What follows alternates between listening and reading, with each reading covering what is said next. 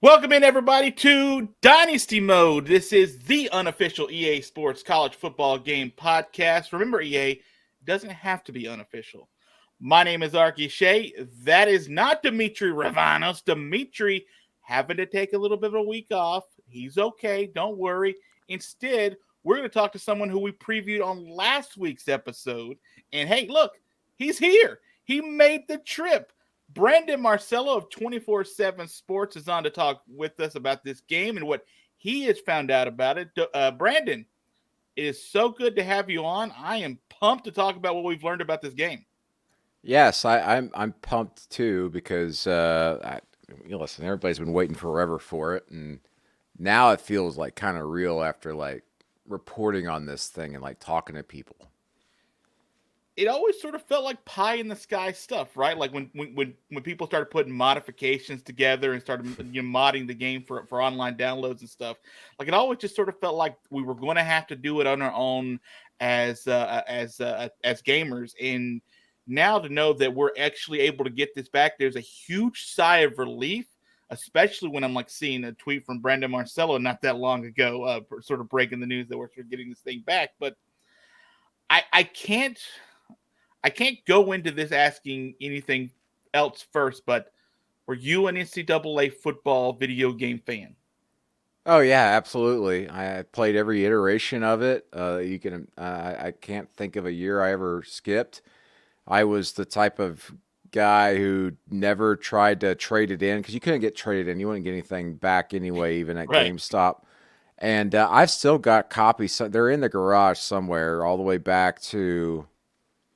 I'm trying to think. I mean, I still have the PlayStation 2 copies. I know that, and that's the oldest that I've got. But I've got practically every year from like 2002, 1, Mm. 3, something like that, all the way on. And the only problem was I didn't have 14. I got rid of it at some point for my 360. I think I was upset with it. And so 2 years ago when the pandemic started, and I'm sitting here, yeah, I just got my national gig with 247 Sports, and I'm like thinking of things like to do uh, professionally. So I was like, you know what? I just did a piece like here are the top 25 games of the 2020 season if we play this season. Because at the time we're like, are we even playing? And so that May and June, I got a hold of a copy of NCAA 14, actually from a subscriber at 247 Sports that said, "Hey, I've got a copy. I'll give it to you." I'm like, "What?" I'm not. Just give it to you? Yeah, I'm like, I thought I'd have to pay like $100 on it, like you have to on eBay, and they gave it to me, and I upgraded my capture card and everything, and I started doing simulations on YouTube. They're up there still. So I just did my top. I think I did the top 20 games of that I did for the list, and I simulated them with the rosters I got off of Operation Sports.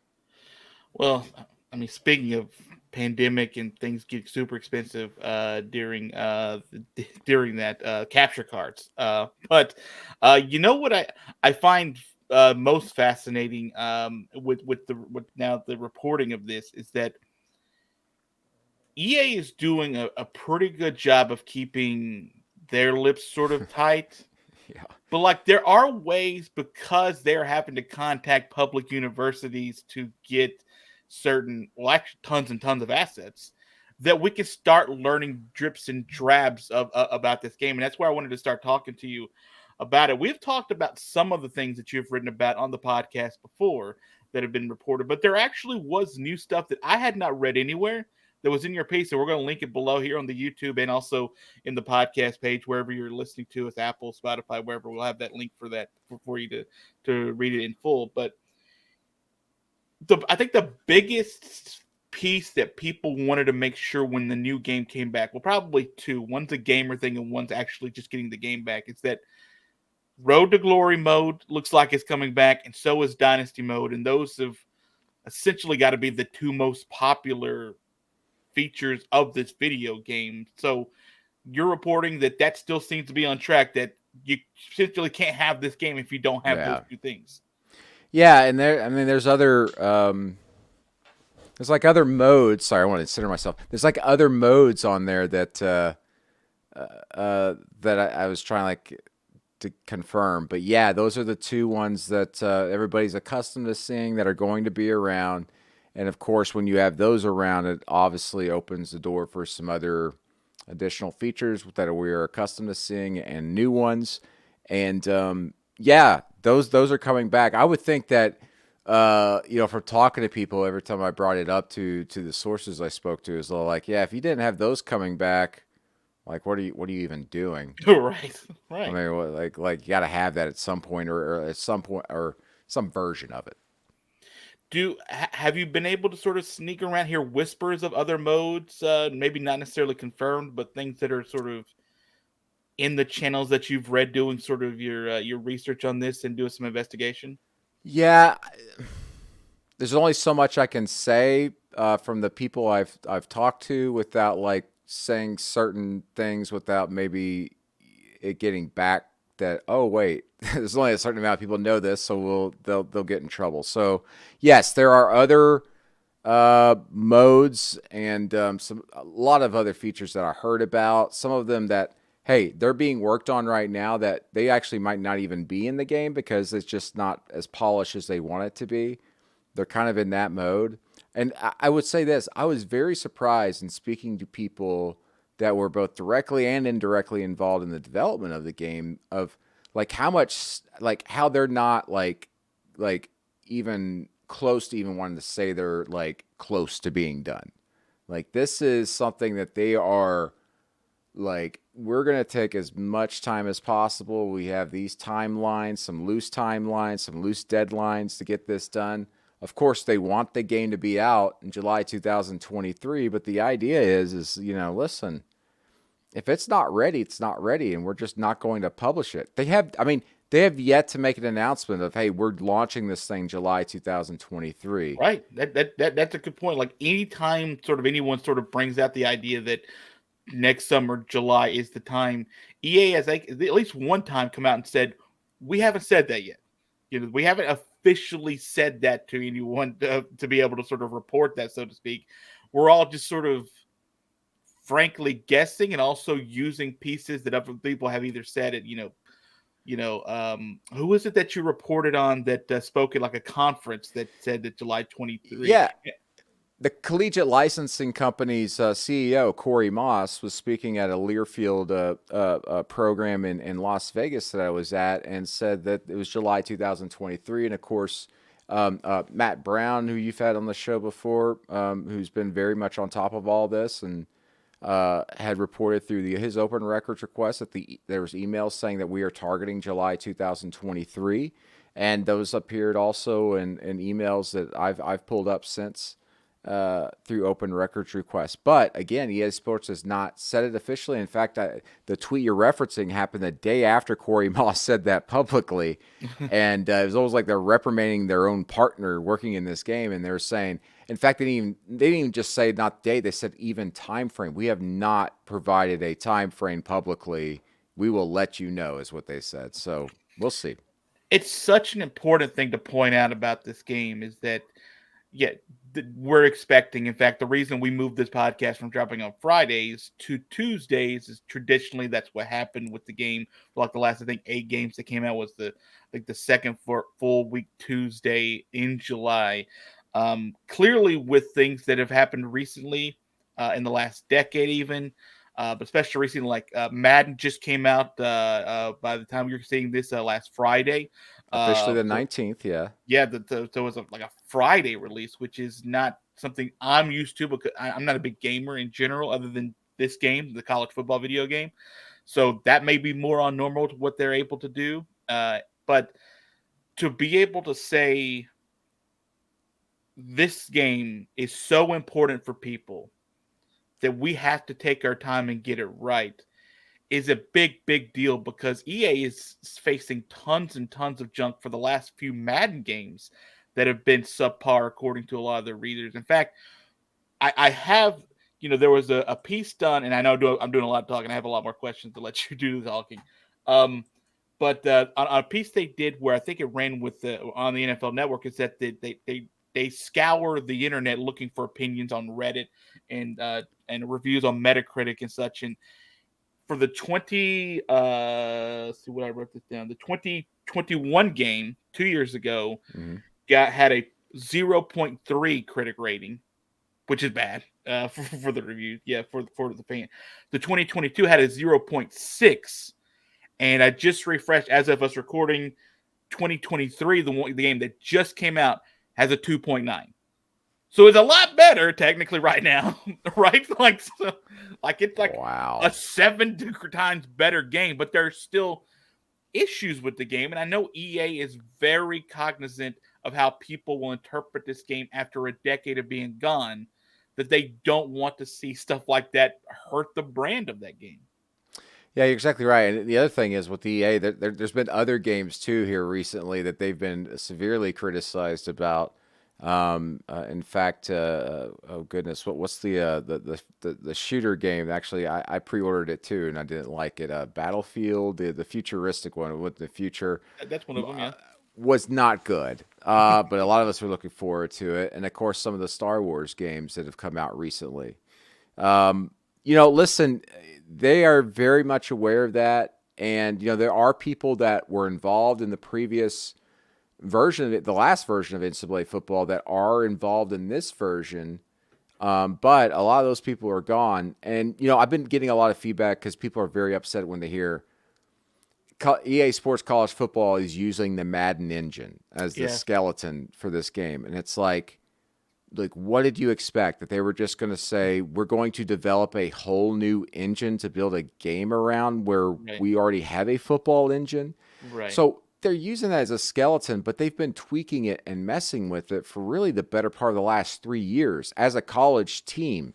This isn't like it's the Madden team working on this. They took that engine, and this whole separate team is now tweaking it and putting extra things on it, extra meat on the bones, so to speak. They're taking certain pieces out of it to make it their own. I don't see.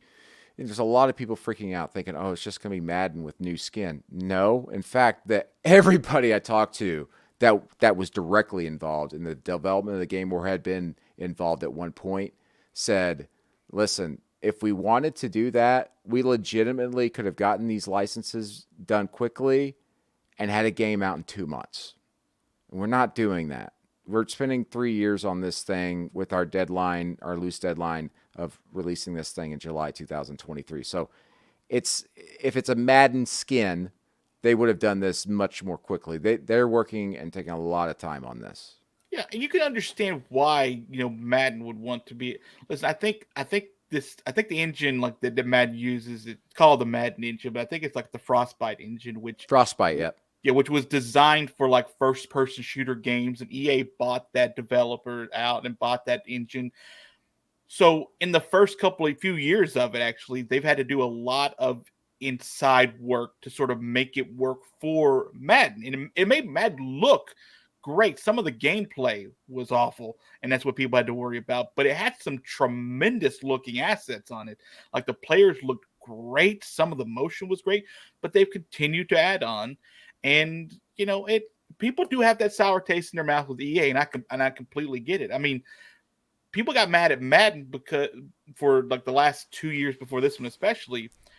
But like they were making 2 different games during those years because they're doing old generation, which was everything before Xbox X and PS5, and new generation games. And there's only so many times because EA has experienced layoffs. EA has experienced people just transitioning away. Some people weren't happy about the Frostbite engine and trying to transition that to other games and another. I was going to say laboratories, but I mean essentially they're laboratories. It's studios trying to figure out these games. That EA still tried to sort of get their feet under them with that engine to make it look user friendly, and it looked really, really good. And they've just been working on the gameplay features. And to hear you say that they're focusing on, and then they're so adamant about no, not Madden reskin, not Madden reskin, not Madden reskin, has me feeling optimistic. I mean, clearly I want to see it before I just believe it. Yeah. But still, like, if they're that adamant about it, I mean, you don't hear them talking like that with other games. They're not saying, hey, this is just last year's Madden updated. Like, they're going... I mean, in fact, what I saw with this year's Madden is that the developers were saying, we're not even going to say this is the greatest thing blank, blank, blank. We're just going to give it to the players and say, I hope you like it, as opposed to trying to sell it to the public as it's been a super great thing. So I'm optimistic hearing you sort of report that everyone you've talked to that's been inside the development of this says, no, we're working hard to make this different. Yeah, and the other thing is we talk about gameplay and all that, but what they've spent the most time on is actually designing stadiums and just the look of the game. Yeah. They've been requesting all these assets from schools and everything. I know one school, an open records request I got, forwarded EA Sports more than 3,500 photos, videos, audio files. Who was that? Can you tell me who that was? That one school seems ambitious. University of Arkansas. Arkansas. Yeah. Arkansas since 35. Yeah. And I only know this. That's on the realm of normal for or if that's way above 35 seems like a lot. I think it's probably well above because listen, there's some schools that were really pushing this, kicking the can down the road. So for example, I live in the state of Arkansas, right? Open records request laws in this state are as such that you cannot file an open records request to get it fulfilled unless you are a resident of this state. So I was like, you know what? No one's really reporting on this. So if I ever want to try to find something out, I'll just that's going on nationally, and I can probably get it from these two schools in Arkansas and Arkansas State. And so I filed one to Arkansas State as well. And they, as of July 8th was the last correspondence that I was able to get a hold of. They were still waiting on assets from them. They've been bothering them for over a year. How? And I'm sitting there going, whoa. How? This shit, I'm not saying that's the priority for everybody, the video game, right? But there have been lulls. We've talked about that they've been asking for this since the beginning of last calendar year, 2021. Yep. How are you still not giving EA what they need when it doesn't seem like it's that complicated? It might be a lot of stuff, but over the last year and a half, some schools just simply do not have detailed photos of their stadium and their facilities, audio files for that matter. And so in that instance, but I've seen where they just sent links over to the first few seconds of a YouTube clip. Well, EA was okay. They kept bothering them, or CLC as well. But they kept bothering them in these emails, and then finally, EA just said, "Hey, we have hired a third party to come in and do detailed photos and video of your stadium. Wow. They're coming in 2 weeks. Please set aside time." Make sure the stadium's unlocked. Make sure everything's done, and so they had to do that. But in addition, they still want audio files. They had them fill out spreadsheets of when does this certain song play? What are your chances and all that stuff. And but yeah, as of July 8th, they were still waiting on some things from Arkansas State. So there's no telling what other schools are like, because obviously not every school has got the ability to go give them the type of assets they need. But again, that tells you how down to the wire we're getting. That's about a year away from the release of the game, and they still don't have everything they need for Arkansas State. Now, having said that, based off of conversations I had about development, I guarantee you EA was already working on designing the stadium and doing all that stuff, but they need some other details to help with that. And listen, some of these schools that actually do want to be in the game, obviously, they're not necessarily meeting all those deadlines, so to speak. I'm fascinated by the game of chicken. It almost felt like they were playing if you want the assets, you come get the assets. Except they just were not giving all the details that they needed, and EA finally said, okay, there's 131 schools. We'd like to get them all in. Well, I guess 133 by then. 133 schools that are going to be in by then. We want to get them all in, so we're going to have to go send people out there. And Arkansas State feels like one of those teams that would want the represent. I could see a Notre Dame being a little hey, we're busy, whatever. But Arkansas State should be we're on it. Yeah. Well, the other thing is a school like Notre Dame, I'm sure probably already has those assets able to send over. It just did not sound like, based off the correspondence I saw, Arkansas State had that on hand, or even the ability to go out and give EA what they wanted without spending a lot of their own money. So they just were like, yeah, EA will come in and do it. Well, there's a story that we talked about on the podcast of a Troy football player who's going into the senior year, the linebacker this year, and for the life of me, the name escapes me. We talked about him briefly in episode 6 that he he took it upon himself to sort of learn how to go into the stadium and take the photographs. So Troy helped him sort of with the equipment, with the color wheels, so on and so forth. Yeah, And for like one of his sort of summer projects, he went just took pictures, thousands of pictures or whatever that they needed to be able to make the stadium look good. But it was one of their current football players that the reason that stadium's going to look like it is in the new game. that's awesome. And again, I think that shows kind of the how excited like practically everybody is about this game that's involved in it, and then those even at these universities, because it's like, it can be pulling teeth whenever you're asking someone to do something for you and it's extra outside their own work, and these schools are just like, yeah, here's what we got. What do you need from us? And doing everything they can to make sure that their university is well represented, even to the details like they're requesting helmet stickers, like Mm-hmm. vector graphics of their helmet stickers, exactly where the placement is, how often, what do you get the helmet stickers for, how do they develop throughout the season,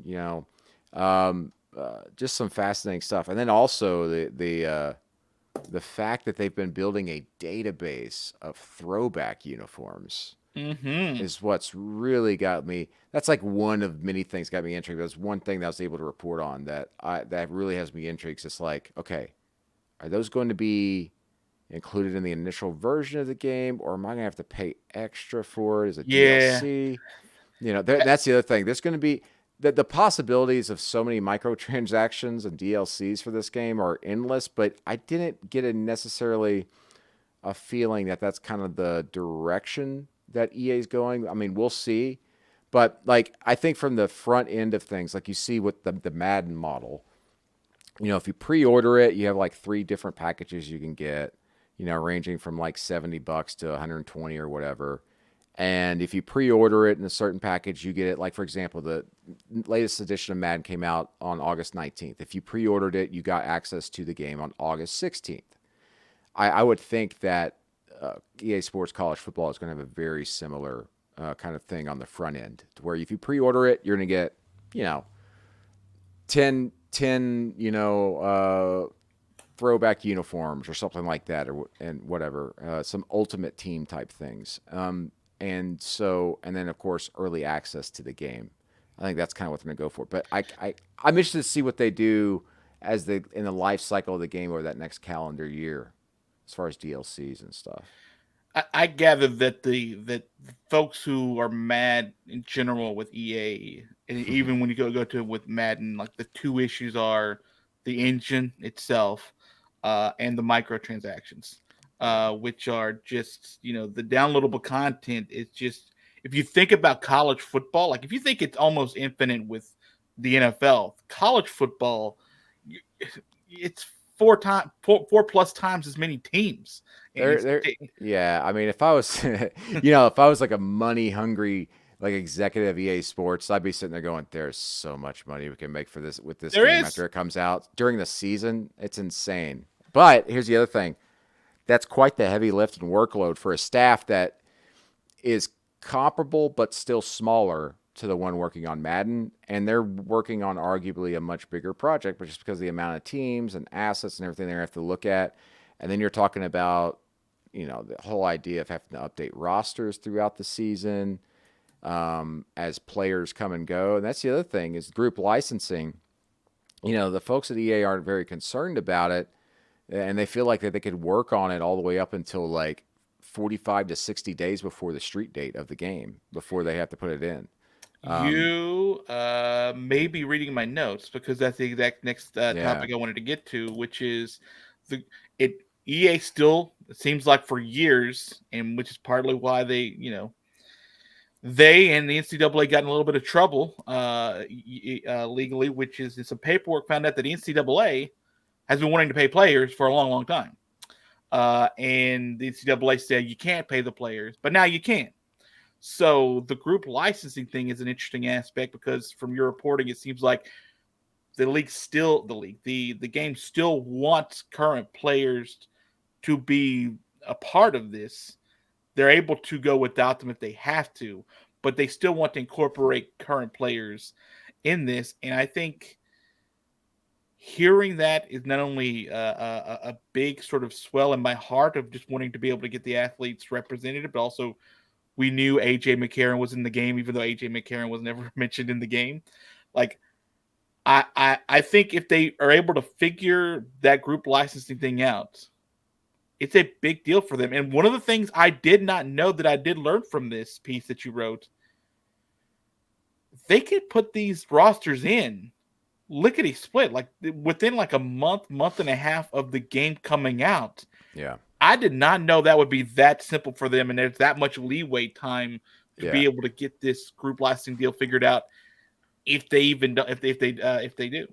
It's not necessarily simple. It's quite the workload, but they have enough people on staff to be able to put it together. And also, they don't have to deal with, like for Madden, they do realistic photo scans of all the players, so they can do they could do that at events like the NFL Combine or OTAs and all this stuff.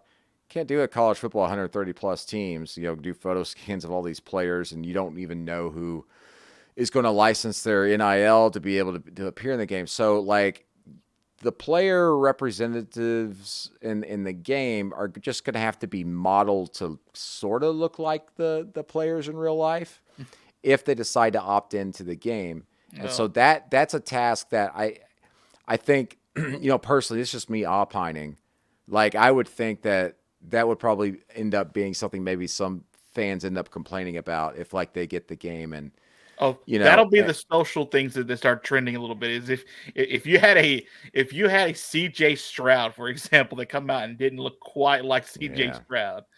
I mean, I think it's possible. It's gonna happen. It's way too many players. And the other thing is like I don't see how you even release this game if you can't get the group licensing thing done. Like, how do you even release the game?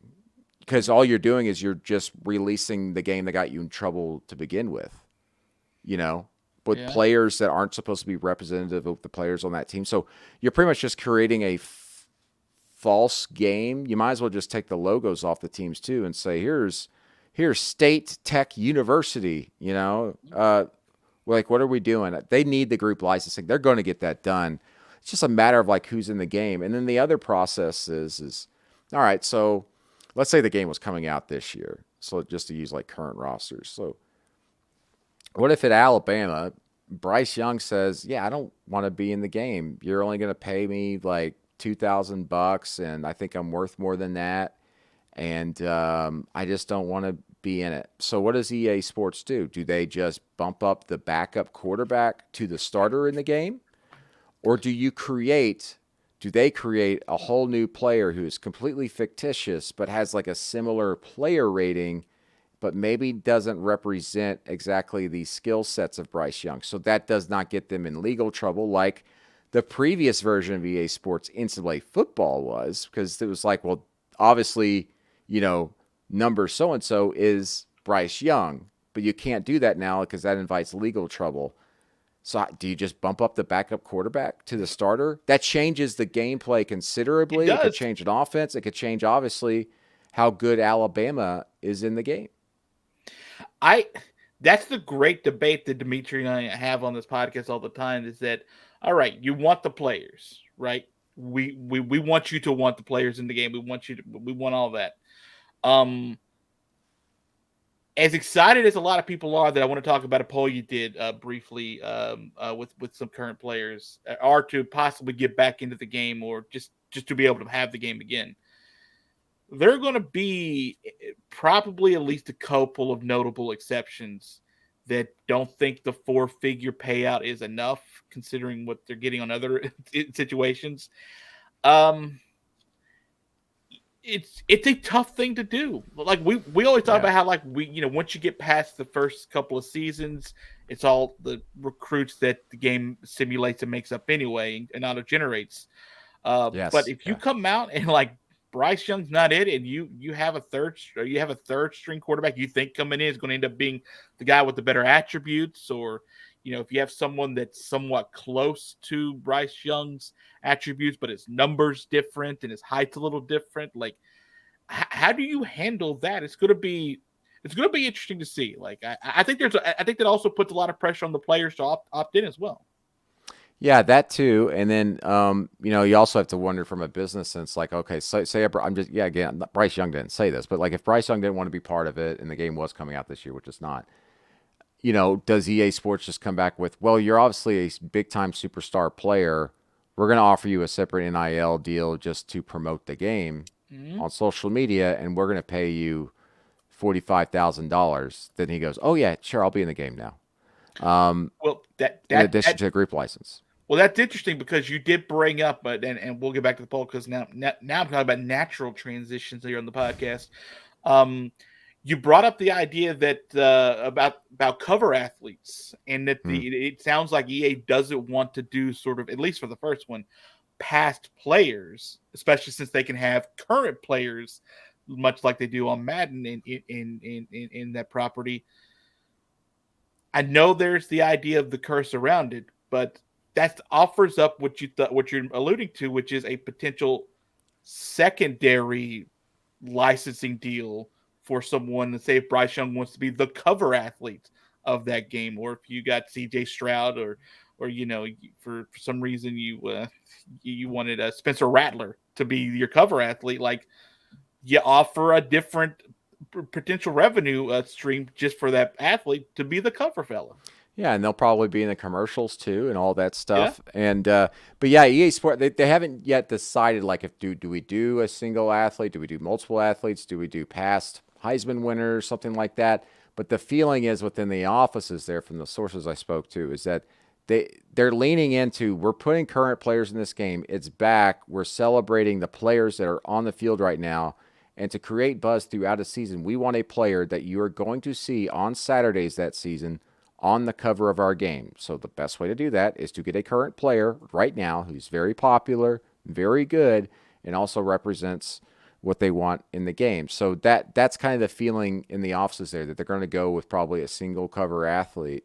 And that's something that they don't have to figure out again until after this upcoming season. So if you're a player out there, I heard this from some LSU players. They're like, they say in their locker room, they're like, guys, we got to ball out this year because we want to have a 99 overall rating in the game, EA Sports' game. And so, like, if you're a player out there, I mean, obviously it doesn't serve as your primary motivation or even third best motivation, but if you have a really great season and you don't have to win the Heisman, but you got a great personality and a presence about you, that might be what EA Sports is looking for in their cover athlete, and you might be the first. But the other thing is, the Madden curse is real. We all know that. I think the research I saw was 16 of the last 22 cover athletes for Madden have either had their season shortened by injury or something off the field, which is nuts. And I was talking to Will Anderson, the amazing pass rusher at Alabama, who was a Heisman finalist last year and may very well do it again this year. He said, heck no, I don't want to be a cover athlete. I don't want to do it on EA Sports' game.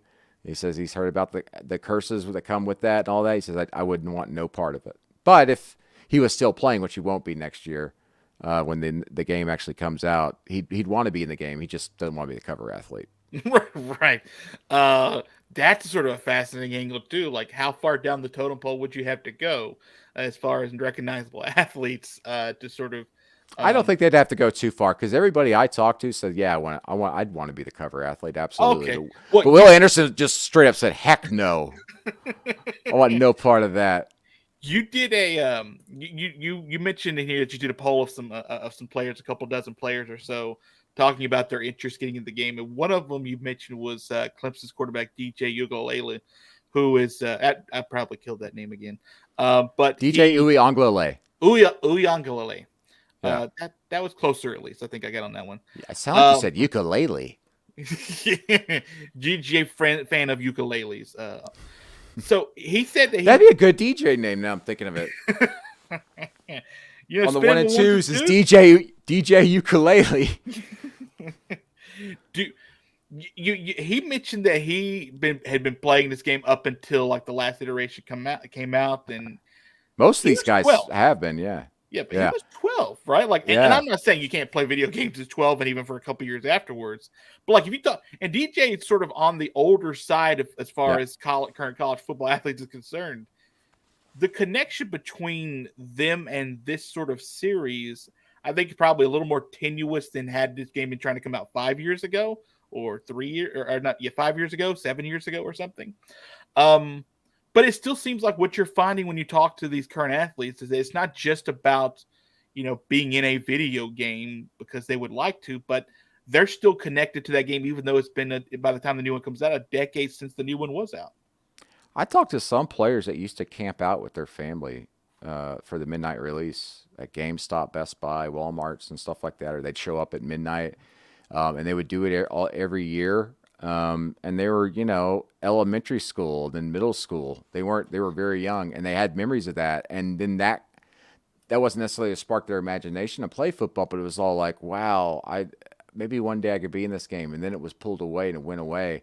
And some of these guys, like us and others, they went and they kept their PlayStation 3s and their Xbox 360s and have kept their games, or have gone out and bought the game on eBay like a lot of us to revisit it over the years. They've updated their rosters just so they'll get to continue to play it. So listen, these players are gamers too. I mean, I think anybody that age nowadays, Oh, they yeah.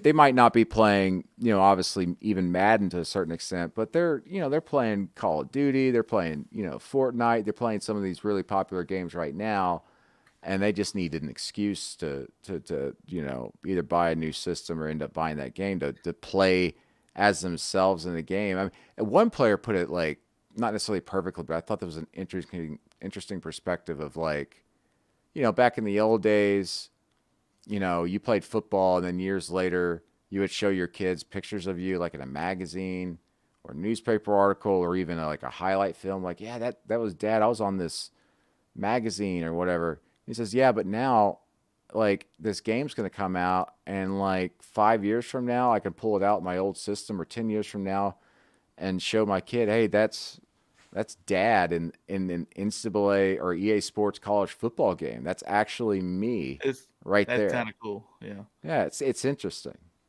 Yeah. And these kids are, we talked, it's a big bone of contention. Well, not contention, but a big bone of discussion on the show is that college football needs to connect with younger folks again. Like, I feel like that there's been sort of a disconnect with, you talk about with the recent media rights deals. It's just, it all feels like the last few years or so has been, can we just grab money? Can we just grab money? Can we just grab money? And it feels like the fans in general, even the younger fans especially, are not wanting to either be a part of the game. They find it easier to sort of ignore the live game action.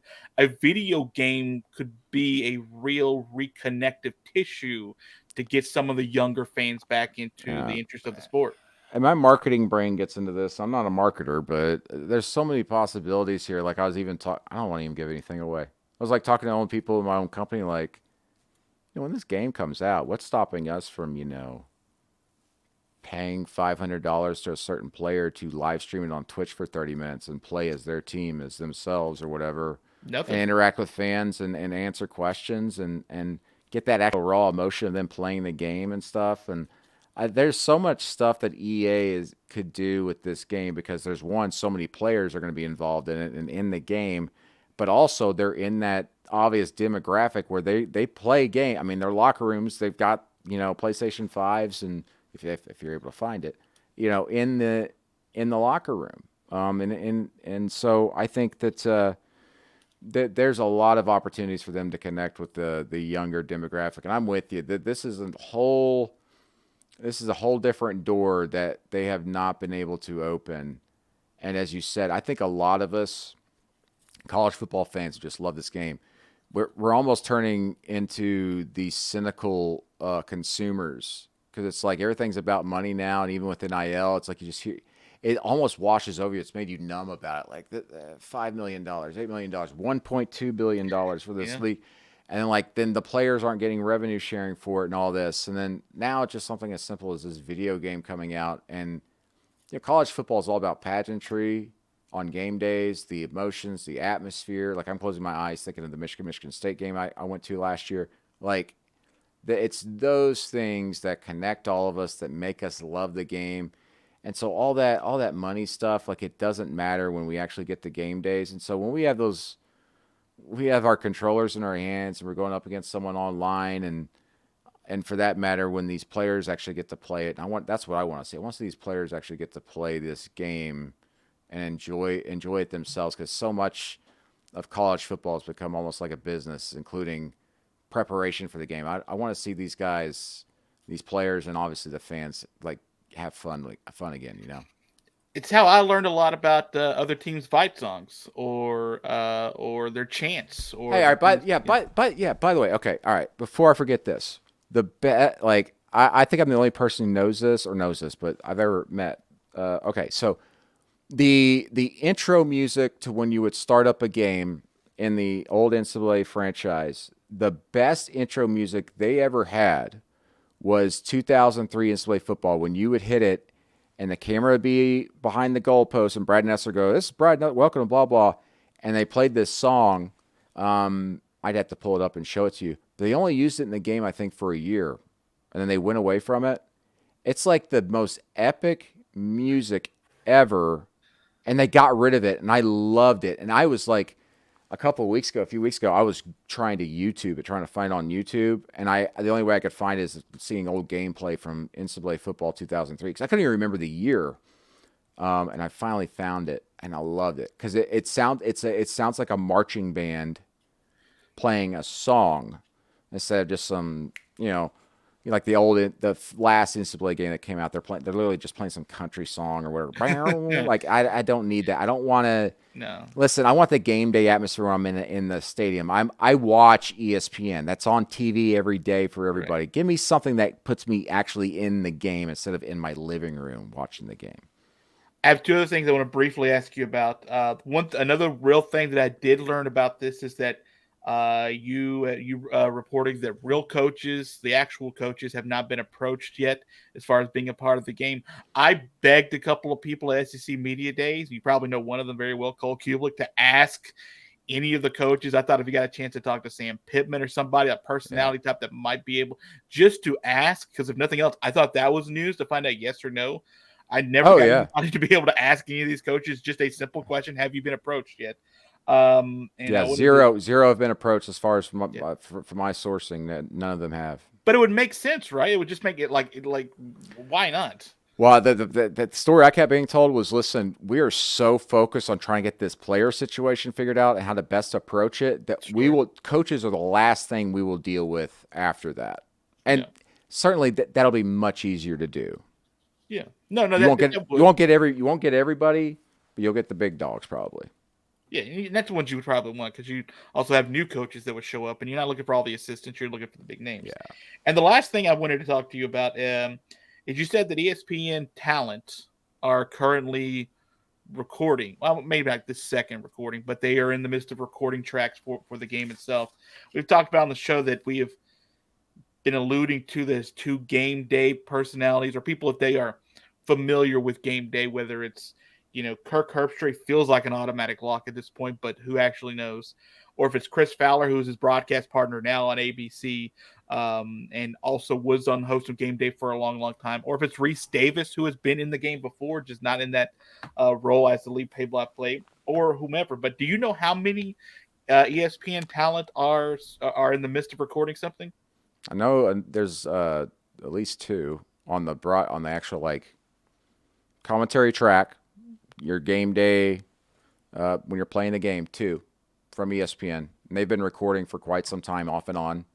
My understanding is I don't know who else is providing voice talent or even their likeness in the game, whether it's ESPN or not. My understanding, my feeling is that they're kind of sticking with the ESPN talent. But I do think that they're going to put other branding in the game because I also reported they're going to do those like magazine covers once again or some type of iteration of that. Maybe it's not necessarily a magazine, but some type of branding to kind of, and then it updates as you're going through your season in Dynasty or whatever.